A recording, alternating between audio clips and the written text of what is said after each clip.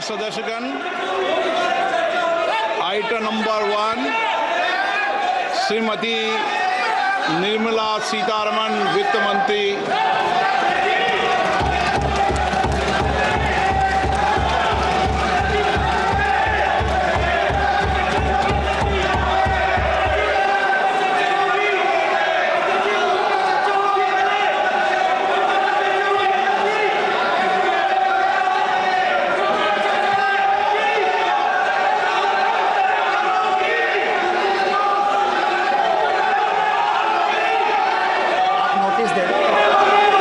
सदस्यगण,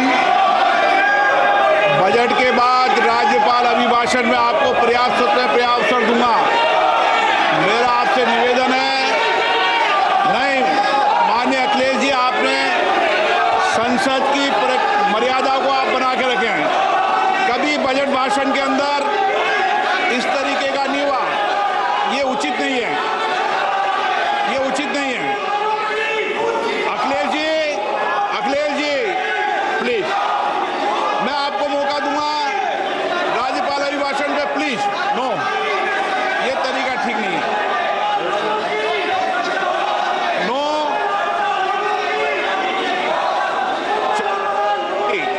राज्यपाल अभिभाषण पे चर्चा होगी।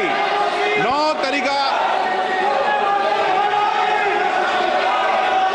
Honorable Speaker, I present the budget for 25-26.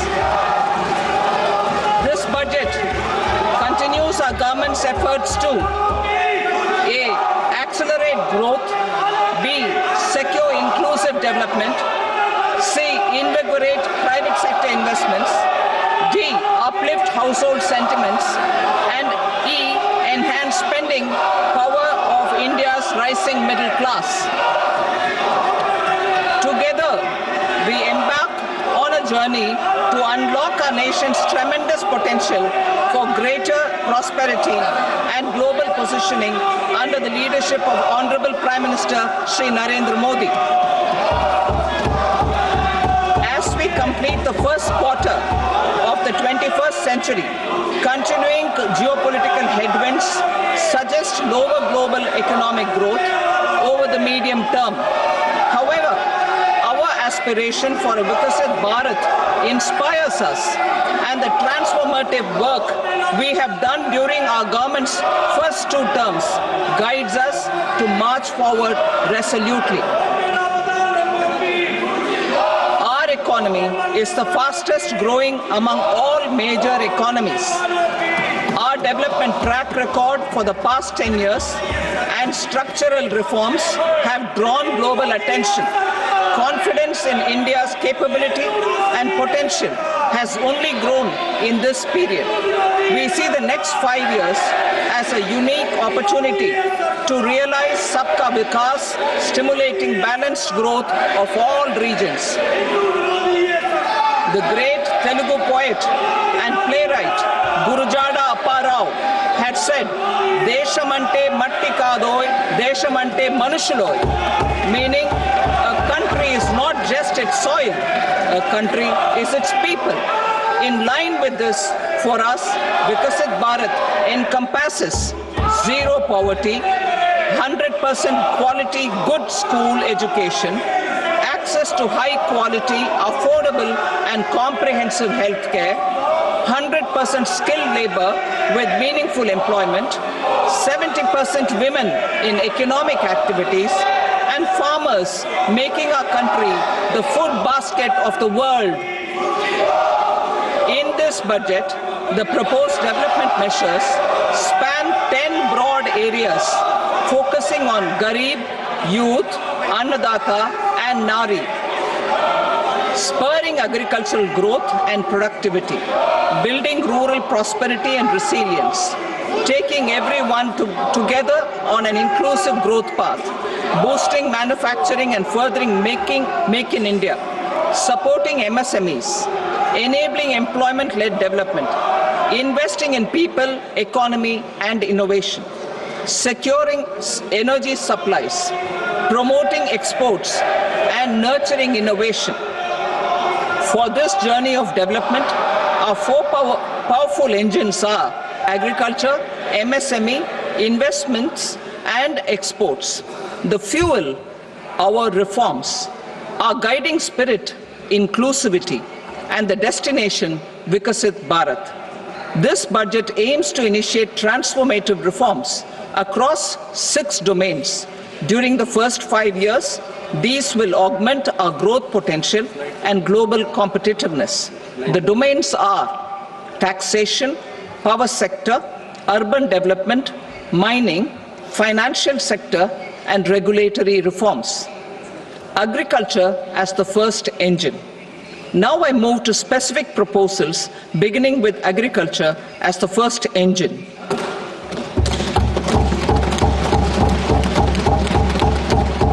Prime Minister Dhan Dhanya Krishi Yojana, developing agri-districts program.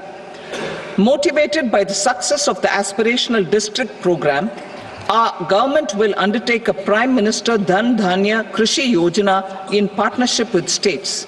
Through the convergence of existing schemes and specialized measures, the program will cover 100 districts with low productivity, moderate crop intensity, and below average credit parameters.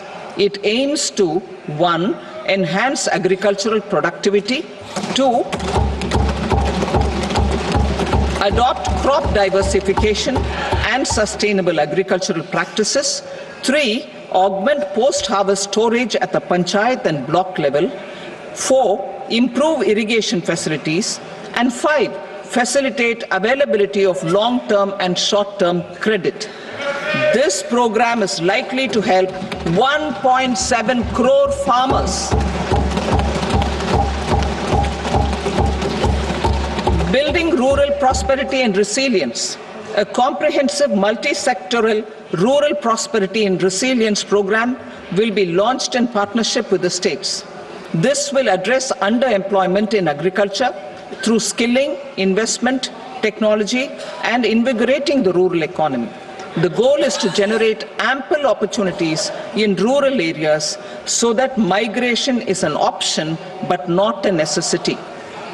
The program will focus on rural women, young farmers, rural youth, marginal and small farmers, and landless families. The details are in Annexure A. Domestic best practices will be incorporated, and appropriate technical and financial assistance will be sought from multilateral development banks. In Phase 1, 100 developing agri-districts will be covered. Atmanirbharta in pulses.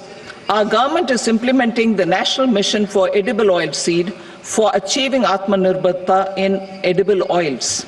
Our farmers have the capability to grow enough for our needs and more. 10 years ago, we made concerted efforts and succeeded in achieving near self-sufficiency in pulses. Farmers responded to the need by increasing the cultivated area by 50%, and government arranged for procurement and remunerative prices. Since then, with rising incomes and better affordability, our consumption of pulses has increased significantly. Our government will now launch a 6-year mission for Atmanirbharta in pulses with a special focus on Tuar, Urad and Masoor. Details are in Annexure B. Central agencies such as NAFED and NCCF will be ready to procure these 3 pulses as much as offered during the next 4 years from farmers who register with these agencies and enter into agreements. Comprehensive program for vegetables and fruits. It is encouraging that our people are increasingly becoming aware of their nutritional needs. It is a sign of a society becoming healthier. With rising income levels, the consumption of vegetables, fruits, and Shri Anna is increasing significantly. A comprehensive program to promote production, efficient supplies, processing, and remunerative prices for farmers will be launched in partnership with the states. Appropriate institutional mechanisms for implementation and participation of farmer producer organizations and cooperatives will be set up. Makhana Board in Bihar. For this, there is a special opportunity for the people of Bihar. A Makhana Board will be established in the state to improve production, processing, value addition, and marketing of makhana. The people engaged in these activities will be organized into FPOs. The board will provide hand-holding and training support to makhana farmers and will also work to ensure they receive the benefits of all relevant government schemes. A national mission on high-yielding seeds will be launched, aimed at 1. Strengthening research ecosystem, 2. Targeted development and propagation of seeds with high yield, pest resistance, and climate resilience, and 3. Commercial availability of more than 100 seed varieties released since July 2024. India ranks second largest globally in fish production and aquaculture. Seafood exports are valued at 60,000 crore rupees.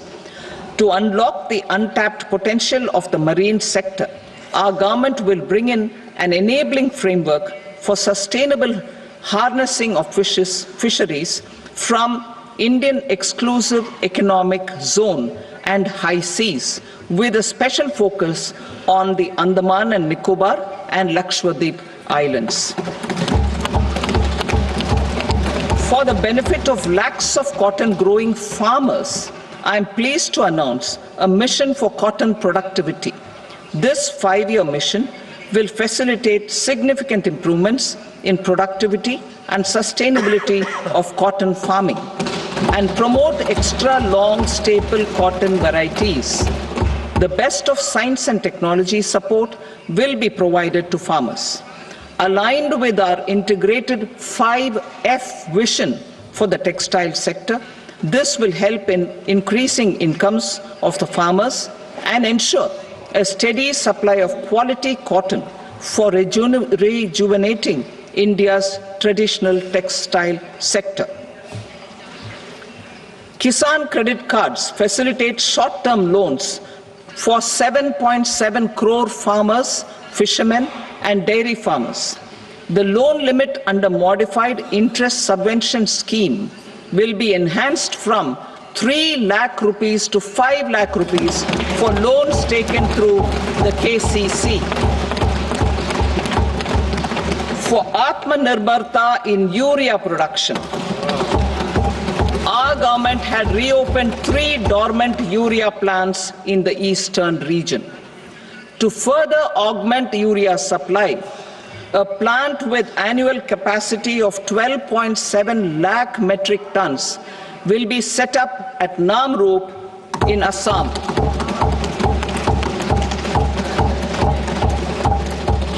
India Post, with 1.5 lakh rural post offices, complemented by the India Post Payment Bank and a vast network of 2.4 lakh Dak Sevaks, will be repositioned to act as a catalyst for the rural economy. Details are at Annexure C. India Post will also be transformed as a large public logistics organization. This will meet the rising needs of Vishwakarmas, new entrepreneurs, women, self-help groups, MSMEs, and the large business organizations. Our government will provide support to NCDC for its lending operations for the cooperative sector. MSMEs as the second engine. Now I move to MSMEs as the second engine, which encompasses manufacturing and services with a focus on MSMEs numbering 5.7 crores. Currently, over 1 crore registered MSMEs, employing 7.5 crore people and generating 36% of our manufacturing, have come together to position India as a global manufacturing hub. with their quality products. With their quality products, these MSMEs are responsible for 45% of our exports. To help them achieve higher efficiencies of scale, technological upgradation, and better access to capital, the investment and turnover limits for classification of all MSMEs will be enhanced to 2.5 and 2 times respectively. This will give them the confidence to grow and generate employment for our youth. The details are given in Annexure D. To improve access to credit, the credit guarantee cover will be enhanced. First, for micro and small enterprises from 5 crore to 10 crore rupees, leading to additional credit of 1.5 lakh crores in the next 5 years. Second, for startups from 10 crore rupees to 20 crore rupees, with the guarantee fee being moderated to 1% for loans in 27 focus sectors which are important for Atmanirbhar Bharat. And for well-run exporter MSMEs, for term loans up to 20 crore rupees. Also for the micro enterprises, we will introduce customized credit cards with a 5 lakh rupee limit for micro enterprises registered on Udyam portal. In the first year, 10 lakh such cards will be issued. Fund of funds for startups. The Alternate Investment Fund, AIFs, for startups have received commitments of more than 91,000 crores rupees. These are supported by the fund of funds set up with the Government of India's contribution of 10,000 crore rupees. Now, a new fund of funds with expanded scope and a fresh contribution of another 10,000 crore rupees will be set up. A new scheme will be launched for 5 lakh women, scheduled castes and scheduled tribes, first-time entrepreneurs. This will provide term loans up to 2 crore rupees during the next 5 years. The scheme will incorporate lessons from the successful Stand Up India scheme. Online capacity building for entrepreneurship and managerial skills will also be organized. Measures for labor-intensive sectors. To promote employment and entrepreneurship opportunities in labor-intensive sectors, our government will undertake specific policy and facilitation measures. To enhance the productivity, quality, and competitiveness of India's footwear and leather sector, a focused product scheme will be implemented. The scheme will support design capacity, component manufacturing, and machinery required for production of non-leather quality footwear, besides the support for leather footwear and products. The scheme is expected to facilitate employment for 22 lakh persons, generate over 4 lakh crore rupees, and exports of over 1.1 lakh crore rupees. Measures for the toys sector. Building on the National Action Plan for Toys, we will implement a scheme to make India a global hub for toys. The scheme will focus on development of clusters, skills, and a manufacturing ecosystem that will create high-quality, unique, innovative, and sustainable toys that will represent the Made in India brand. Support for food processing. In line with our commitment towards Purvodaya, we will establish a National Institute of Food Technology, Entrepreneurship and Management in Bihar. The institute will provide a strong fillip to food processing activities in the entire eastern region. This will result in 1. Enhanced income for the farmers through value addition to their produce, and 2, skilling entrepreneurship and employment opportunities for the youth. Manufacturing mission, furthering Make in India. Our government will set up a national manufacturing mission covering small, medium and large industries for furthering Make in India by providing policy support, execution roadmaps, governance and monitoring framework for central ministries and states. Details are in Annexure E. Given our commitment to climate-friendly development, the mission will also support clean tech manufacturing. This will aim to improve domestic value addition and build our ecosystem for solar PV cells, EV batteries, motors and controllers, electrolyzers, wind turbines, very high voltage transmission equipment and grid-scale batteries. Investment as the third engine. Now I move to investment as the third engine, which encompasses investing in people, investing in the economy, and investing in innovation. Investing in people. Saksham Anganwadi and Poshan 2.0. Saksham Anganwadi and Poshan 2.0 program provides nutritional support to more than 8 crore children, 1 crore pregnant women and lactating mothers all over the country, and about 20 lakh adolescent girls in aspirational districts and the Northeast region. The cost norms for these nutritional support will be enhanced appropriately. Atal Tinkering Labs. 50,000 Atal Tinkering Labs will be set up in government schools in the next 5 years to cultivate the spirit of curiosity and innovation and foster a scientific temper among young minds. Broadband connectivity to government secondary schools and PHCs. Broadband connectivity will be provided to all government secondary schools and primary health centers in rural areas under the BharatNet project. Bharatiya Bhasha Pustak Scheme. We propose to implement a Bharatiya Bhasha Pustak scheme to provide digital form Indian language books for schools and for higher education.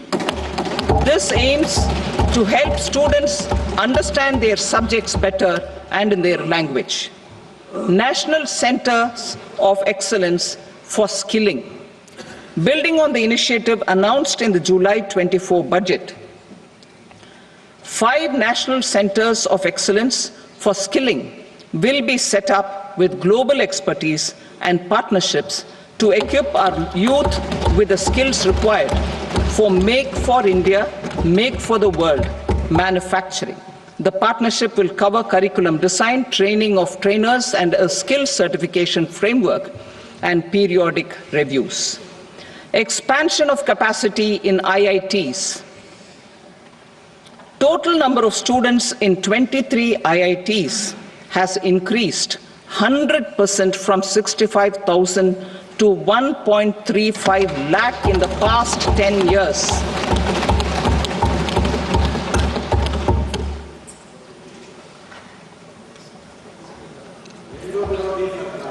Additional infrastructure will be created in the 5 IITs started after 2014 to facilitate education for 6,500 more students. Hostel and other infrastructure capacity at IIT Patna will also be expanded.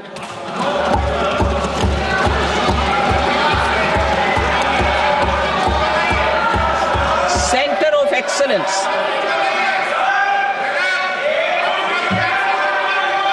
Center of Excellence in AI for Education. I had announced 3 centers of excellence in artificial intelligence for agriculture, health, and sustainable cities in 2023. Now a center of excellence in artificial intelligence for education will be set up with a total outlay of 500 crores. Expansion of medical education. Our government has added almost 1.1 lakh undergraduate and postgraduate medical education seats in 10 years, an increase of 130%. In the next year, 10,000 additional seats will be added in medical colleges and hospitals towards the goal of adding 75,000 seats in the next 5 years. Daycare cancer centers in all district hospitals. Our government will facilitate setting up of daycare cancer centers in all district hospitals in the next 3 years. 200 centers will be established in 25-26 itself. Strengthening urban livelihoods. Our government has been giving priority to assisting urban poor and vulnerable groups. A scheme for socio-economic upliftment of urban workers will be implemented to help them improve their incomes, have sustainable livelihoods, and a better quality of life. PM Swanidhi scheme has benefited more than 68 lakh street vendors, giving them respite from high-interest informal sector loans. Building on this success, the scheme will be revamped with enhanced loans from banks, UPI-linked credit cards with 30,000 rupees limit, and capacity building support. Social Security scheme for welfare of online platform workers. Gig workers of online platforms provide great dynamism to the new age services economy. Recognizing their contribution, our government will arrange for their identity cards and registration on the e-Shram portal. They will be provided health care under PM Jan Arogya Yojana. This measure is likely to assist nearly 1 crore gig workers.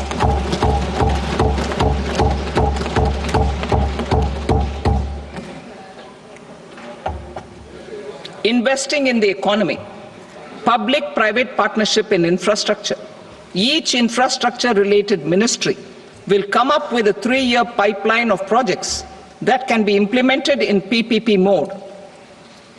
States will also be encouraged to do so and can seek support from the India Infrastructure Project Development Fund, which is a scheme to prepare PPP proposals. Support to states for infrastructure. An outlay of 1.5 lakh crore is proposed for the 50-year interest-free loans to states for capital expenditure and incentives for reforms.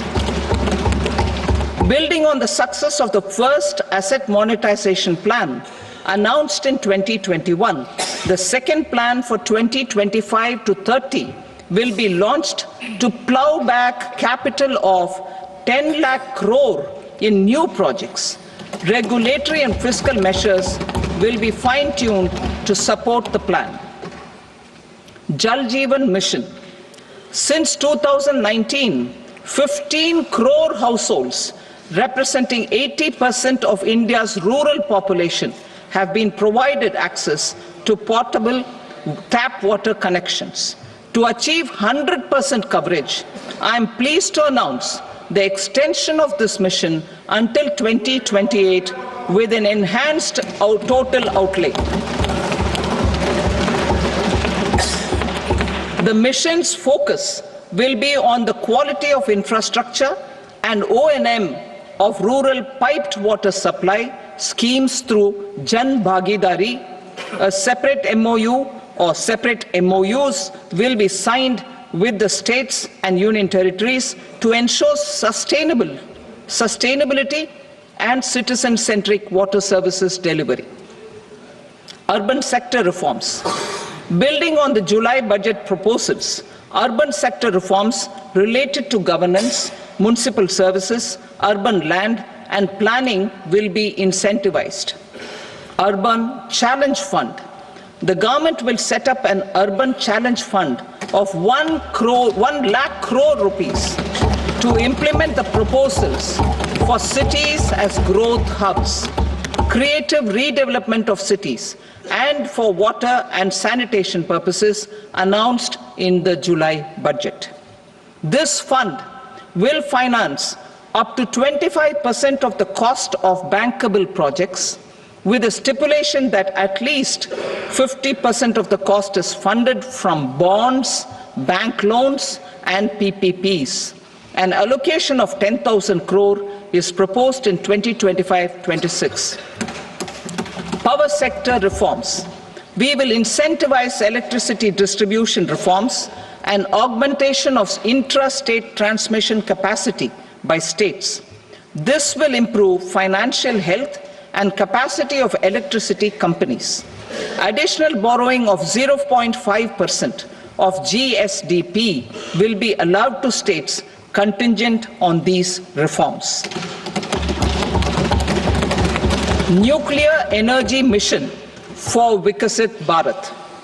Development of at least 100 gigawatt of nuclear energy by 2047 is essential for our energy transition efforts.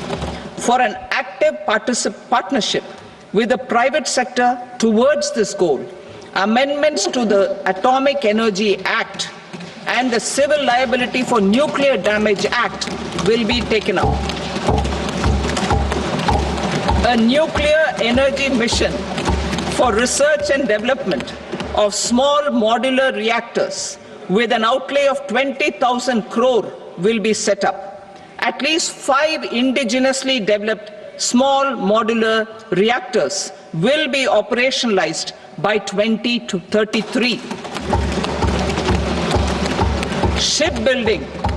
The shipbuilding financial assistance policy will be revamped to address cost disadvantages. This will also include credit notes for shipbreaking in Indian yards to promote the circular economy. Large ships above a specified size will be included in the infrastructure harmonized master list. Shipbuilding clusters will be facilitated to increase the range, categories, and capacity of ships. This will include additional infrastructure, facilities, skilling, and technology to develop the entire ecosystem. Maritime Development Fund. For long-term financing for the maritime industry, a Maritime Development Fund with a corpus of 25,000 crore rupees will be set up. This will be for distributed support and promoting competition. This will have up to 49% contribution by the government, and the balance will be mobilized from ports and from private sector. UDAN regional connectivity schemes. UDAN has enabled 1.5 crore middle-class people to meet their aspirations for speedier travel. The scheme has connected 88 ports, airports, and operationalized 619 routes. Inspired by that success, a modified UDAN scheme will be launched to enhance regional connectivity to 120 new destinations and carry 4 crore passengers in the next 10 years. 4 crore additional passengers in the next 10 years. The scheme will also support helipads and smaller airports in hilly, aspirational, and northeast regional districts. Greenfield airports will be facilitated in Bihar to meet the future needs of the state. These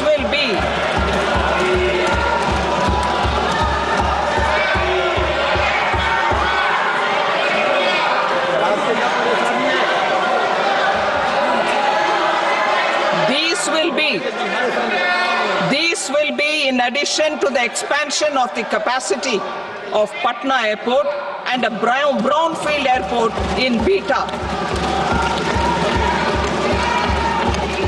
Western Kosi Canal project in Mithilanchal. Financial support will be provided for the Western Kosi Canal ERM project benefiting a large number of farmers, cultivating over 50,000 hectares of land in the Mithilanchal region of Bihar. Mining sector reforms, including those for minor minerals, will be encouraged through sharing of best practices and institutions of a state mining index. A policy for recovery of critical minerals from tailings will be brought out.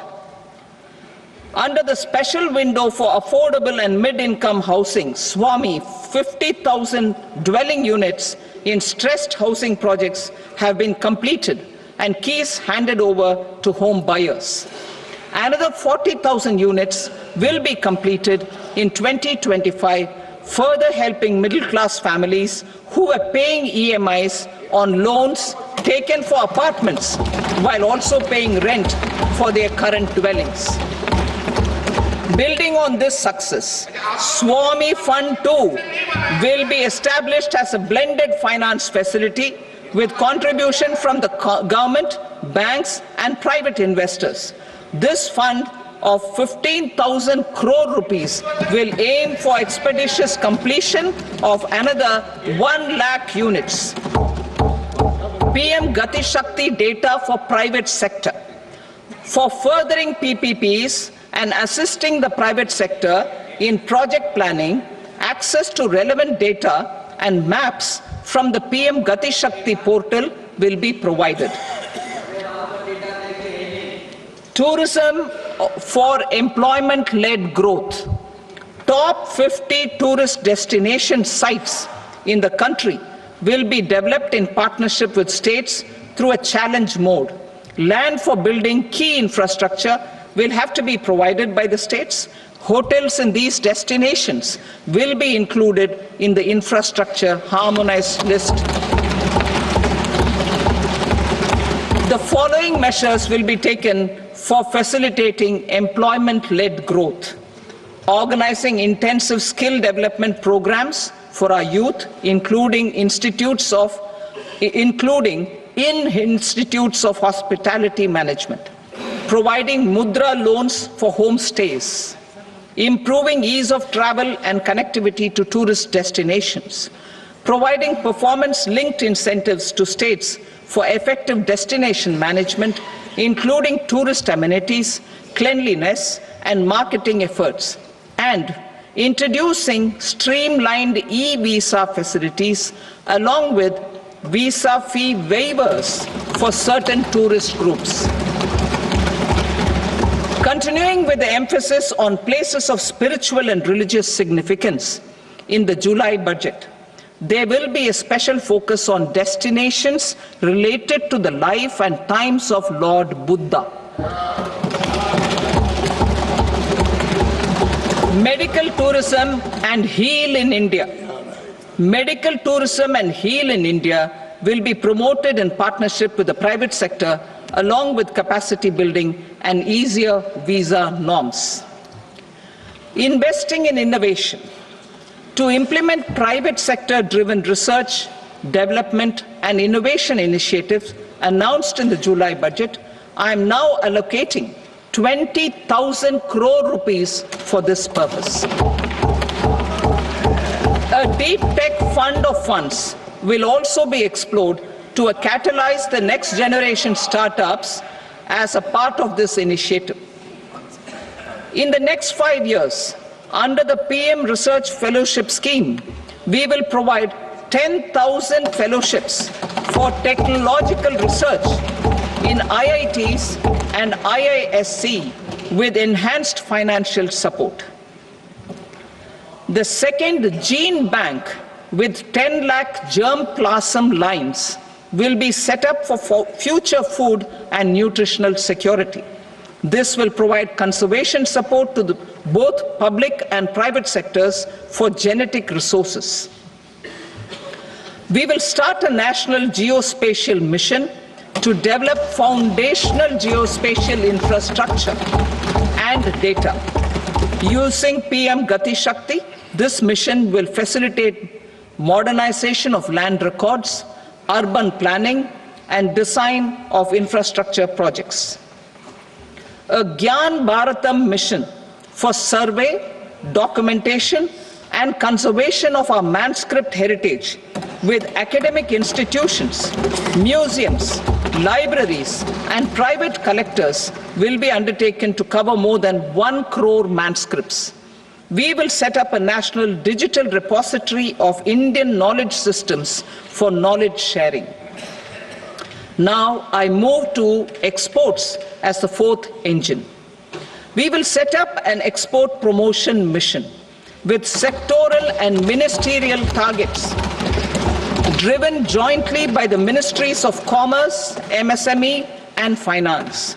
It will facilitate easy access to export credit, cross-border factoring support, support to MSMEs to tackle non-tariff measures in overseas markets.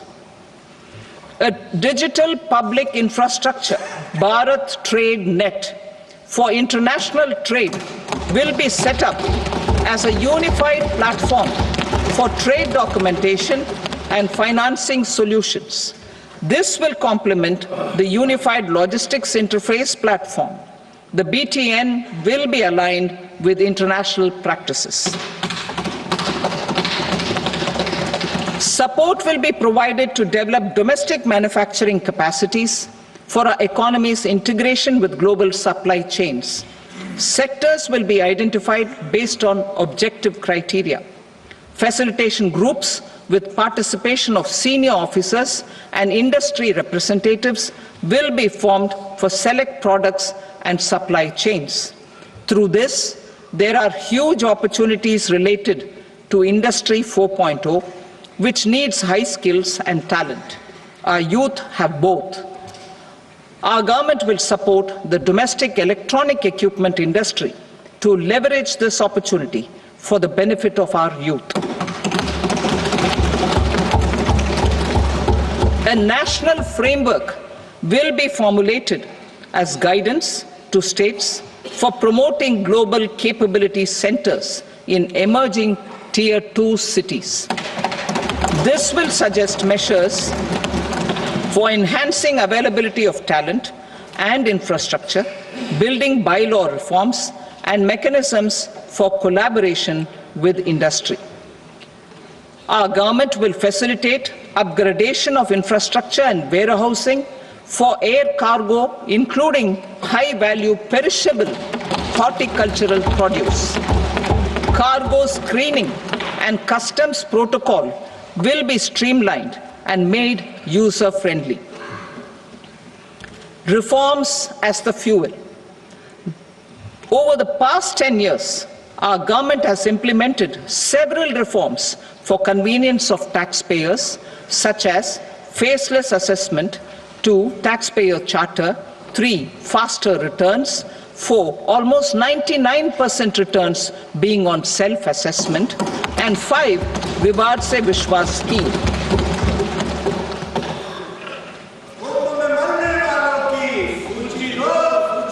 Continuing these efforts, I reaffirm the commitment of the Tax Department to trust first, scrutinize later. I also propose to introduce the new income tax bill next week. I will detail the indirect tax reforms and changes in direct taxes in Part B. Financial sector reforms. The FDI limit for the insurance sector will be raised from 74 to 100%. This enhanced limit will be available for those companies which invest the entire premium in India. The current guardrails and conditionalities associated with foreign investment will be reviewed and simplified. The services of India Post Payment Bank will be deepened and expanded in rural areas. NABFID will set up a partial credit enhancement facility for corporate bonds for infrastructure. Public sector banks will develop Grameen Credit Score framework to serve the credit needs of SHG members and people in rural areas. A forum for regulatory coordination and development of pension products will be set up. To implement the earlier announcement on simplifying the KYC processes, the revamped central KYC registry will be rolled out in 2025. We will also implement a streamlined system for periodic updating. Requirements and procedures for speedy approval of company mergers will be rationalized. The scope for fast-track mergers will also be widened and the process made simpler. As proposed in the interim budget, we signed bilateral investment treaties with 2 countries in 2024 to encourage sustained foreign investment, and in the spirit of First Develop India, the current model BIT will be revamped and made more investor-friendly. In the last 10 years, in several aspects, including financial and non-financial, our government has demonstrated a steadfast commitment to ease of doing business. We are determined to ensure that our regulations must keep up with technological innovations and global policy developments. A light-touch regulatory framework based on principles and trust will unleash productivity and employment. Through this framework, we will update regulations that were made under old laws. To develop this modern, flexible, people-friendly, and trust-based regulatory framework appropriate for the 21st century, I propose 4 specific measures. A high-level committee for regulatory reforms will be set up for a review of all non-financial sector regulations, certifications, licenses, and permissions. The committee will be expected to make recommendations within a year. The objective is to strengthen trust-based economic governance and take transformational measures to enhance ease of doing business, especially in matters of inspection and compliances. States will be encouraged to join in this endeavor. An investment friendliness index of states will be launched in 2025 to further the spirit of competitive, cooperative federalism.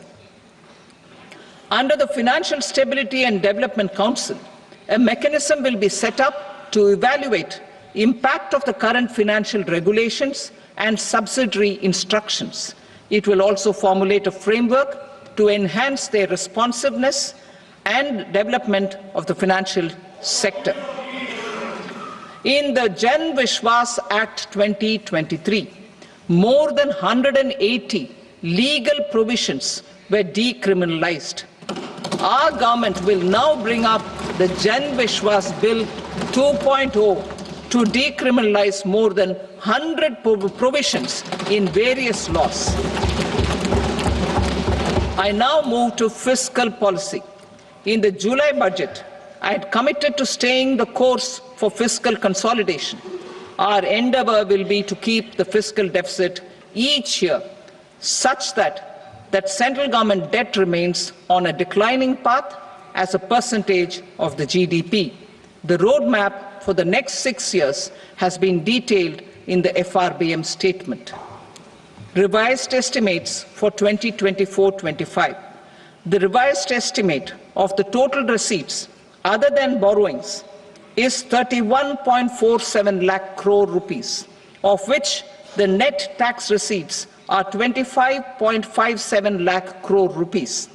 The revised estimate of the total expenditure is 47.16 lakh crore rupees, of which the capital expenditure is about 10.18 lakh crore rupees. The revised estimate of the fiscal deficit is 4.8% of the GDP. Budget estimates for 25-26. Coming to 25-26, the total receipts other than borrowings and total expenditure are estimated at 34.96 lakh crore rupees and 50.65 lakh crore rupees respectively. The net tax receipts are estimated at 28 8.37 lakh crore rupees. The fiscal deficit is estimated to be 4.4% of GDP. To finance the fiscal deficit, the net market borrowings from dated securities are estimated at 11.54 lakh crore. The balance financing is expected to come from small savings and other sources. The gross market borrowings are estimated at 14.82 lakh crore rupees. I will now move to Part B. Indirect taxes. My proposals relating to customs aim to rationalize tariff structure and address duty inversion. These will also support domestic manufacturing and value addition, promote exports, facilitate trade, and provide relief to common people. Rationalization of customs tariff structure for industrial goods. As a part of comprehensive review of customs rate structure announced in July 2024 budget, I propose to 1. Remove 7 tariff rates. This is over and above the 7 tariff rates removed in 23-24 budget. After this, there will be only 8 remaining tariff rates, including 0 rate. 2. Apply appropriate cess to broadly maintain effective duty incidence, except on a few items where such incidence will reduce marginally. 3. Levy not more than 1 cess or surcharge. Therefore, I propose to exempt social welfare surcharge on 82 tariff lines that are subject to a cess. I shall now take up sector-specific proposals. To provide relief to patients, particularly those suffering from cancer, rare diseases, and other severe chronic diseases, I propose to add 36 life-saving drugs and medicines to the list of medicines fully exempted from basic custom duty.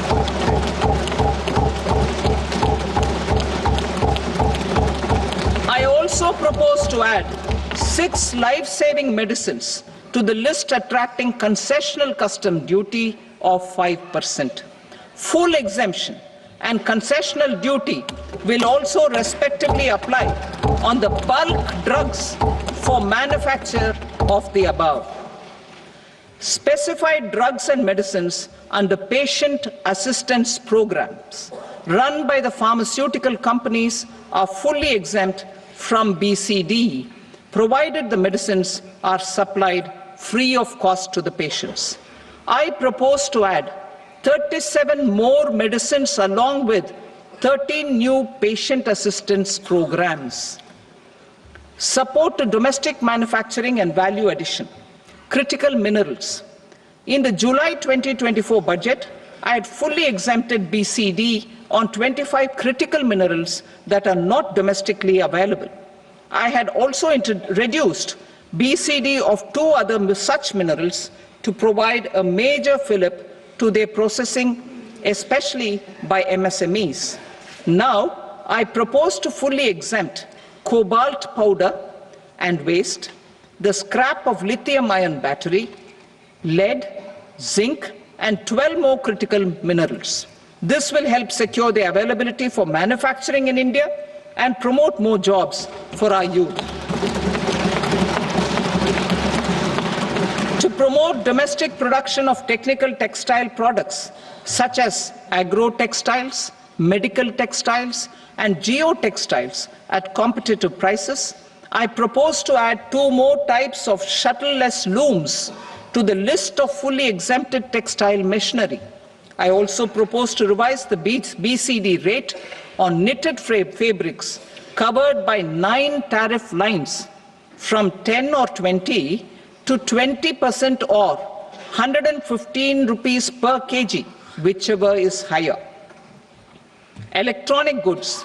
In line with our Make in India policy and to rectify inverted duty structure, I propose to increase the BCD on interactive flat panel display from 10% to 20% and reduce the BCD to 5% on open cell and other components.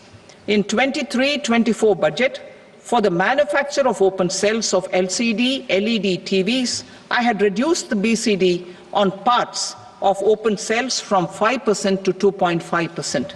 To further boost the manufacture of such open cells, the BCD on these parts will now stand exempted. Lithium-ion battery. To the list of exempted capital goods, I propose to add 35 additional capital goods for EV battery manufacturing and 28 additional capital goods for mobile phone battery manufacturing. This will boost domestic manufacture of lithium-ion batteries, both for mobile phones and for electric vehicles. Shipping sector. Considering that shipbuilding has a long gestation period, I propose to continue the exemption of BCD on raw materials, components, consumables, or parts for the manufacture of ships for another 10 years.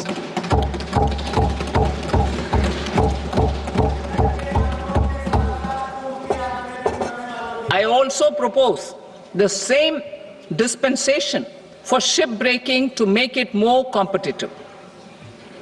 Telecommunication.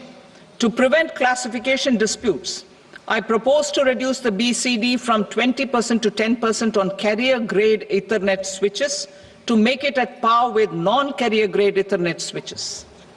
Export promotion. To facilitate exports of handicrafts, I propose to extend the time period for export from 6 months to 1 year, further extendable by another 3 months if required. I also propose to add 9 items to the list of duty-free inputs. Leather sector. I propose to fully exempt BCD on wet blue leather to facilitate imports for domestic value addition and employment. I also propose to exempt crust leather from 20% export duty to facilitate exports by small tanners. Marine products. To enhance India's competitiveness in the global seafood market, I propose to reduce BCD from 30% to 5% on frozen fish paste, surimi, for manufacture and export of its analog products. I also propose to reduce BCD from 15% to 5% on fish hydrolysates for manufacture of fish and shrimp feed. In July 2024 budget, to promote development of domestic MROs for aircraft and ships, I had extended the time limit for export of foreign origin goods that were imported for repairs from 6 months to 1 year and further extendable by 1 year.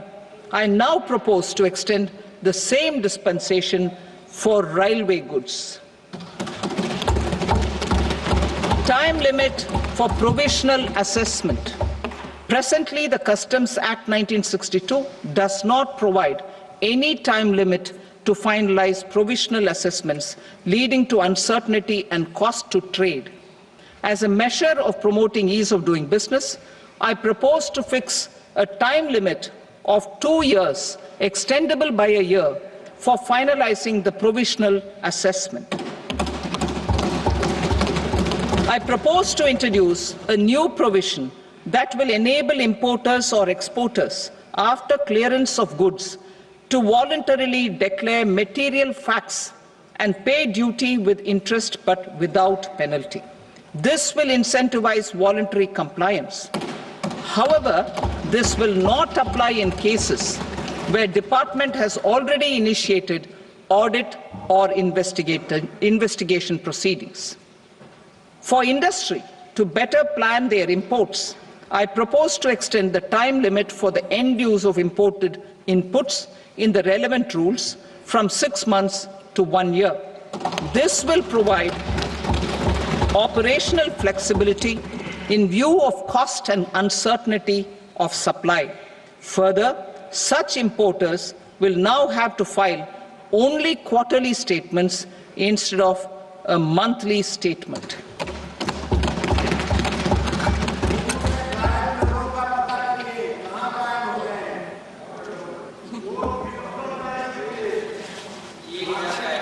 I now come to my direct tax proposals. In Part A, I have briefly underlined taxation reforms as one of key reforms to realize our vision of Vikasit Bharat. In respect of criminal law, our government had earlier ushered in Bharatiya Nyaya Sanhita, replacing Bharatiya Danda Sanhita. I am happy to inform this august House and the country that for new income tax bill will carry forward the same spirit of Nyaya in its drafting as well. The new bill will be clear and direct in text, with close to half of the present law in terms of both chapters and words. It will be simple to understand for taxpayers and tax administrators, leading to tax certainty and reduced litigation. Reforms, however, are not a destination. They are means to achieve good governance for our people and economy. Providing good governance primarily involves being responsive. The Tirukural captures this in verse 542, which reads, "Vaanokki vaazhum ulagallam, mannavan kol nokki vaazhum kudi," meaning, just as the living beings live expecting rains, citizens live expecting good governance. Our government is committed to keeping an ear to the ground and a finger on the pulse and responding while balancing our national building efforts.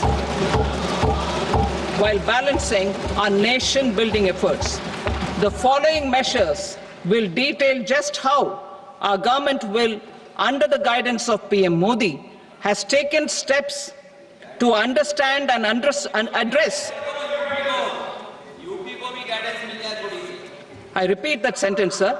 The following measures will detail just how our government, under the guidance of PM Modi, has taken steps to understand and address the needs voiced by our citizens. My tax proposals are guided by this spirit. The objectives of my proposals are as follows. Personal income tax reforms with special focus on middle class. Rationalization of TDS and TCS for easing difficulties. Encouraging voluntary compliance. Reducing compliance burden. Ease of doing business, employment and investment. I will come to my proposal on personal income tax towards the end. TDS and TCS, rationalization for easing difficulties. I propose to rationalize tax deduction at source, TDS, by reducing the number of rates and thresholds above which TDS is deducted. Further, threshold amounts for tax deduction will be increased for better clarity and uniformity. The limit for tax deduction on interest for senior citizens is being doubled from the present 50,000 rupees to 1 lakh rupees. Similarly, the annual limit of 2.40 lakh rupees for TDS on rent is being increased to 6 lakh rupees. This will reduce the number of transactions liable to TDS, thus benefiting small taxpayers receiving small payments. The threshold to collect tax at source, the TCS, on remittances under RBI's liberalized remittance scheme, the LRS, is proposed to be increased from 7 lakh to 10 lakhs. I also propose to remove TCS on remittances for education purposes, where such remittances is out of a loan taken from a specified financial institution. Both TDS and TCS are being applied on any transaction related to sale of goods. To prevent such compliance difficulties, I propose to omit the TCS. I also propose that the provisions of the higher TDS deduction will now apply only in non-PAN cases. In July 2024, the delay for payment of TDS up to the due date of filing statement was decriminalized. I propose to provide the same relaxation to TCS provisions as well. The government under the leadership of Prime Minister Modi believes in Sabka Saath, Sabka Vikas, Sabka Vishwas and Sabka Prayas. In line with this, we brought in updated return facility in 2022 for voluntary compliance by taxpayers who had omitted to report their correct income. Our trust in taxpayers was proved right. Nearly 90 lakh taxpayers voluntarily updated their incomes by paying additional tax.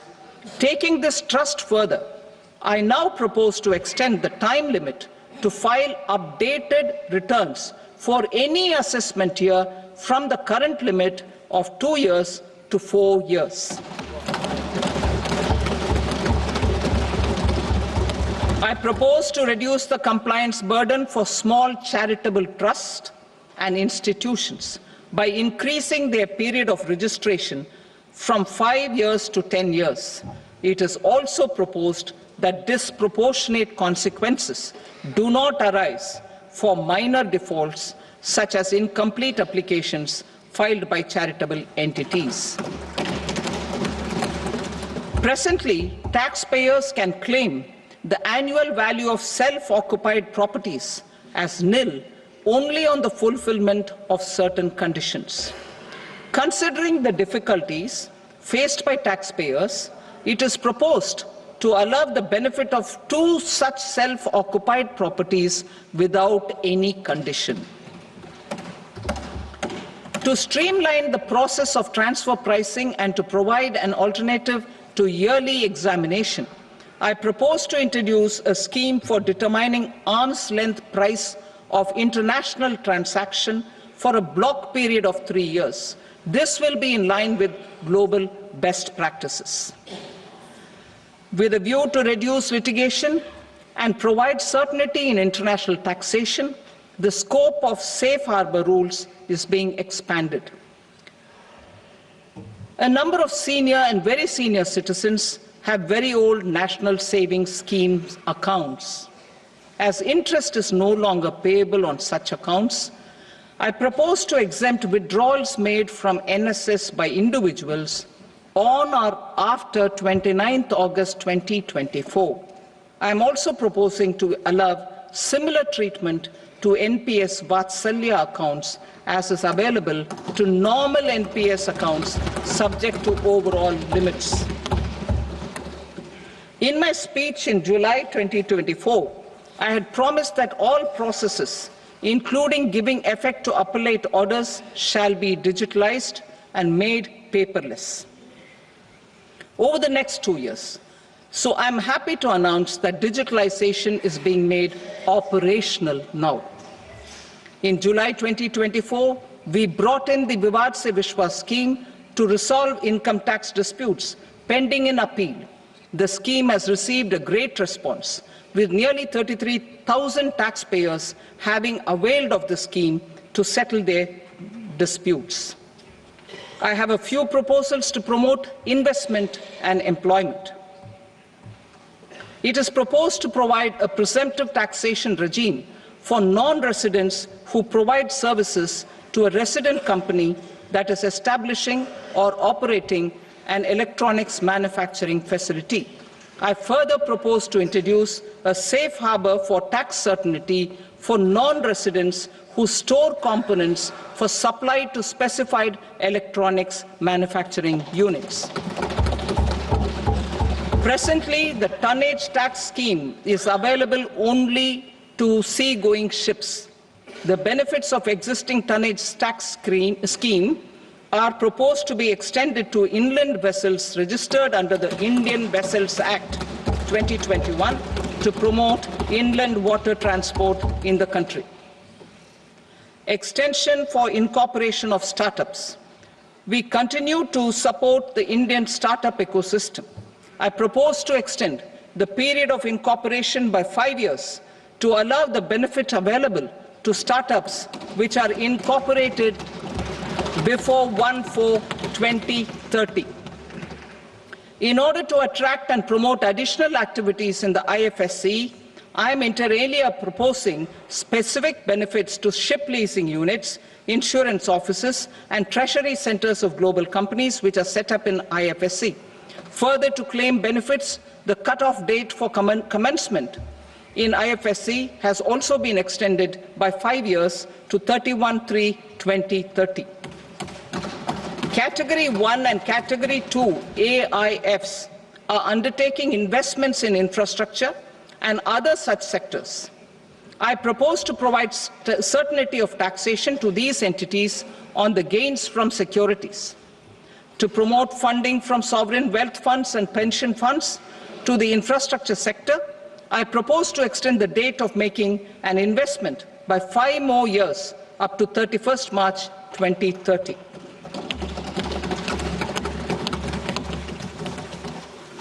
Personal income tax reforms with special focus on middle class. Democracy, demography, and demand are the key support pillars in our journey towards Vikasit Bharat. The middle class provides strength for India's growth. This government, under the leadership of Prime Minister Modi, has always believed in the admirable energy and ability of the middle class in nation building. In recognition of their contribution,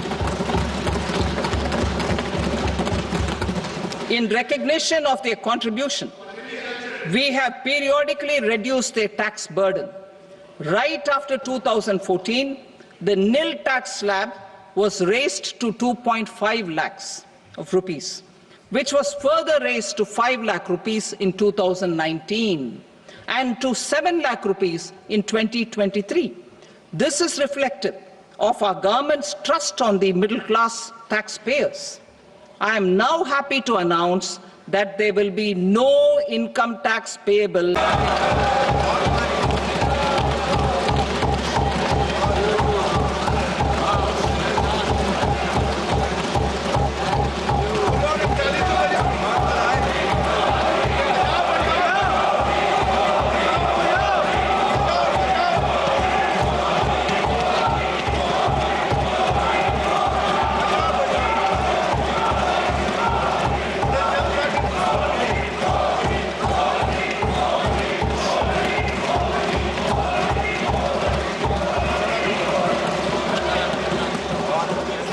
So, average income of 1 lakh per month, other than the special rate income such as capital gains, under the new regime. This limit will be 12.75 lakh for salaried taxpayers due to the standard deduction of 75,000. Changed across the board to benefit all taxpayers. The new structure will substantially reduce the taxes of the middle class and leave more money in their hands, boosting household consumption, savings, and investment. In the new tax regime, I propose to revise tax rate structures as follows: 0 to 4 lakh rupees nil, 4.8 lakh rupees to 4 to 8 lakh rupees 5%, 8 to 12 lakh rupees 10%, 12 to 16 lakh rupees 15%, 16 to 20 lakh rupees 20%, 20 to 24 lakh rupees 25%, and above 24 lakh rupees 30%. To taxpayers up to 12 lakh of normal income, other than special rate income such as capital gains. I read that again. To taxpayers up to 12 lakh of income, other than special rate income such as capital gains, tax rebate is being provided in addition to the benefit due to slab rate reduction in such a manner that there is no tax payable by them. The total tax benefit of slab rate changes and rebate at different income levels can be illustrated with a few examples. A taxpayer in the new regime with an income of 12 lakh rupees will get a benefit of 80,000 rupees in tax, which is 100% of tax payable as per the existing rates. A person having income of 18 lakh rupees will get a benefit of 70,000 rupees in tax, that is 30% of tax payable as per existing rates. A person with an income of 25 lakh gets a benefit of 1,10,000 rupees, that is 25% of his tax payable as per existing rates. Details of my tax proposals are given in the annexure. As a result of these proposals, Honourable Speaker, sir, revenue of about 1 lakh crore in direct taxes and 2,600 crores in indirect taxes will be foregone. Mr. Speaker, sir, with this, I commend the budget to this august House.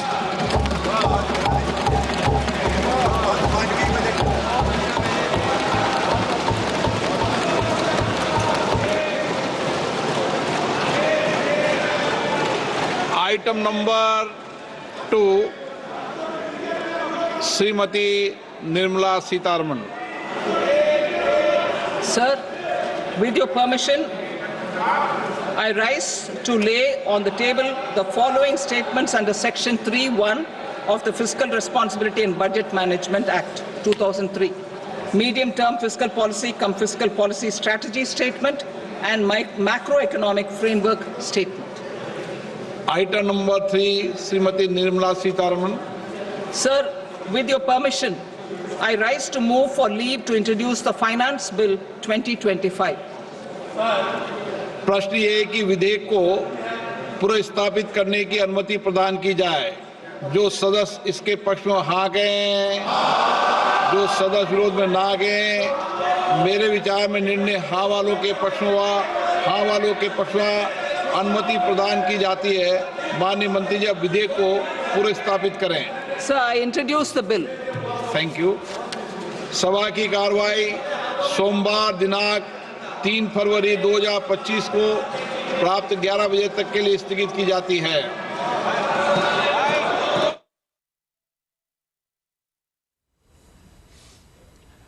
तो ये budget जो है अब पेश हो चुका है और ऐसे ही वाकई जो तमाम उम्मीदें थी वो इस बजट से पूरी होती नजर आ रही हैं। हर वर्ग का ख्याल इस बजट में रखा गया है। बिल्कुल बिल्कुल, युवाओं की बात करें, किसानों की बात करें, महिलाओं की बात करें, सबका ख्याल रखा है और मिडिल क्लास का सबसे ज्यादा ख्याल रखा गया, क्योंकि अभी अभी जो उन्होंने बजट भाषण खत्म होने से पहले टैक्स स्लैब की घोषणा की, उसमें 0 से लेके 4 लाख तक, जी हाँ 0 से लेके 4 लाख तक जो बजट है, बजट में आयकर दाताओं के लिए एक बड़ी छूट इसका ऐलान किया गया। जी हाँ, जिस बात का हम अभी जिक्र कर रहे थे, इस बजट में जो मिडिल क्लास है, जो इनकम टैक्स पेयर्स हैं, उनके लिए बड़ी छूट 4 से 8 लाख तक की आमदनी पर 5% टैक्स और 0 से लेकर 4 लाख रुपए तक पर बिल्कुल भी टैक्स नहीं, 0% टैक्स। और उसके बाद से आप देखिए 4 लाख से 8 लाख पर 5%, 8 लाख से 12 लाख पर 10% का टैक्स, 12 लाख से 16 लाख पर 15% का टैक्स, 16 लाख से 20 लाख पर 20% का टैक्स और 20 लाख से 24 लाख की आमदनी पर 25% का टैक्स और 24 लाख से अधिक की आमदनी पर 30% का टैक्स। तो जो सबसे बड़ा फायदा मिडिल क्लास को, जिनकी आमदनी 4 लाख रुपए तक, 4 लाख रुपए की तक पर 0 टैक्स रहेगा और 4 लाख से लेकर 8 लाख रुपए तक पर आपको 5% का टैक्स दिया जाएगा। तो मिडिल क्लास के लिए एक बहुत बड़ी राहत इस टैक्स के बोझ की। बिल्कुल, जो टैक्स पेयर्स है इस तरह की उम्मीद वो कर रहे थे और वही एक बड़ा लाभ यहाँ पर दिख रहा है। देखिए किस तरीके से 4 से 8 लाख की जो आमदनी है उस पर 5% का टैक्स होगा। जो नई स्लैब अब सामने आ रही है 8 से 12 लाख की अगर बात की जाए, अगर इतनी आय है तो उस पर 10% आपका टैक्स लगेगा। इसके साथ साथ 12 से 16 लाख की अगर हम बात कर रहे हैं तो इस पर 15% और साथ ही साथ अगर बात की जाए 16 से 20 लाख तक की आय पर ये जो टैक्स है वो 20% लगाया जाएगा। साथ ही साथ आप देख सकते हैं 20 से 24% की जब हम बात कर रहे हैं तो उस पर 25% और 24 लाख से अधिक पर 30% जो टैक्स है वो लगाया जाएगा। तो ये बड़ी राहत कहीं ना कहीं जब मिडिल क्लास की हम बात कर रहे हैं और खासतौर से अब 4 साल तक रिटर्न दाखिल किया जा सकेगा, ये ऐलान किया वित्त मंत्री निर्मला सीतारमण ने। खासतौर से बुजुर्गों के लिए जो टीडीएस की सीमा है वो भी दोगुनी की गई है, बुजुर्गों को यहाँ राहत दी गई है। वरिष्ठ नागरिकों की अगर बात की जाए, इलेक्ट्रॉनिक सहित कई चीजों पर कस्टम ड्यूटी जो है उसको घटा दिया गया है। ये बड़ी ब्रेकिंग बजट की इस वक्त आपको हम बता रहे हैं। बीमा क्षेत्र की अगर बात की जाए तो एफडीआई की सीमा को 100% यहाँ पर कर दिया गया है, पहले 74% ये थी। और खासतौर से गंभीर बीमारियों की जो दवाएं हैं उसमें 36 दवाएं ड्यूटी फ्री कर दी गई हैं। जी हाँ, इस वक्त की